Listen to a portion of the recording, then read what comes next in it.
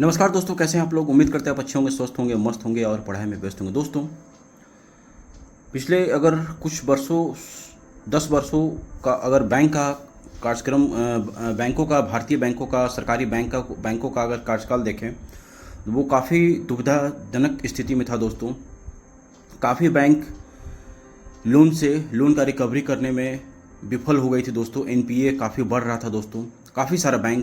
काफ़ी सारे बड़े बड़े लोग बैंक का पैसा लेकर के विदेश फॉरेन चले गए और अभी तक वो भारत नहीं आई। ये अलग बात है कि भारत सरकार लगातार प्रयास कर रही है उन्हें भारत वापस लाने के लिए, लेकिन जब से सरकार ने और आरबीआई ने, रिजर्व बैंक ऑफ इंडिया ने बैंकों पर लगाम कसना शुरू किया है, कठोर प्रक्रिया लगाना शुरू किया, कठोर नियमों का पालन करना शुरू किया है, तब से बैंकों की जो स्थिति है, खास करके सरकारी बैंक की अगर हम बात करें, जैसे कि पंजाब नेशनल बैंक, फिर आपका स्टेट बैंक ऑफ इंडिया और central bank of India, union bank of India, जो भी मतलब सार्वजनिक क्षेत्र के बैंक है, जब से आरबीआई ने एनपीए के बाद से, जो एनपीए ज़्यादा बढ़ा था उसके बाद से आरबीआई ने जब एक्शन लेना शुरू किया है, तब से भारतीय बैंकों की स्थिति दिन ब दिन स्थिति अच्छी होती जा रही है, जो कि काफ़ी अच्छी बात है भारत की अर्थव्यवस्था के लिए। क्योंकि बैंक ऐसा क्षेत्र है दोस्तों, वहाँ से लोगों को पैसा मिलता है। वो पैसा अगर बैंक के पास नहीं रहेगा तो वो पैसा फिर व्यापारी लोग या कोई जो नया बिजनेस लगाना चाहते हैं, या हम जैसे, आप जैसे कुछ लोग अगर कुछ नया व्यवसाय शुरू करना चाहते हैं, तो पैसा उन्हें फिर कहाँ से मिलेगा। बैंकों के पास पैसा अगर नहीं होगा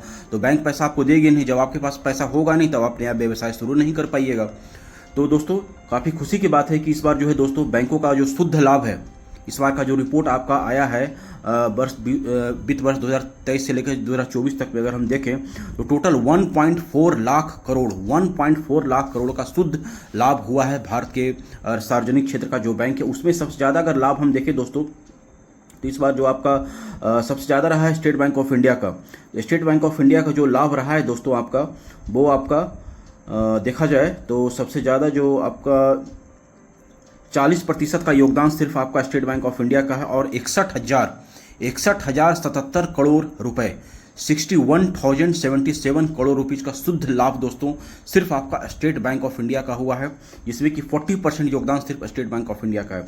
दूसरा नंबर पर अगर हम बात करें दोस्तों, तो पंजाब नेशनल बैंक का सबसे शुद्ध लाभ हुआ है, जिसमें कि 228% से बढ़कर आपका 8,245 करोड़ रुपए, 8,245 करोड़ रुपए का शुद्ध लाभ हुआ है दोस्तों बैंकों का। काफ़ी दिन के बाद दोस्तों भारतीय बैंकिंग की जो अर्थव्यवस्था है वो काफ़ी अच्छी स्थिति में आ गई है दोस्तों।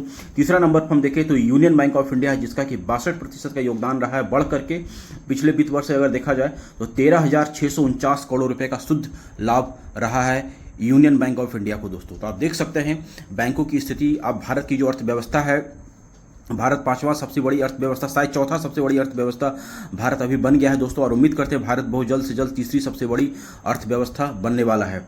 तो दोस्तों, काफ़ी अच्छा स्थिति है देश का अर्थव्यवस्था। बैंकों का मजबूत होना काफ़ी आवश्यक है दोस्तों, क्योंकि बैंक जो है वो भारत की रीढ़ की हड्डी के समान है दोस्तों। इसलिए भारतीय बैंक जो है उसका मजबूत होना काफ़ी जरूरी है दोस्तों।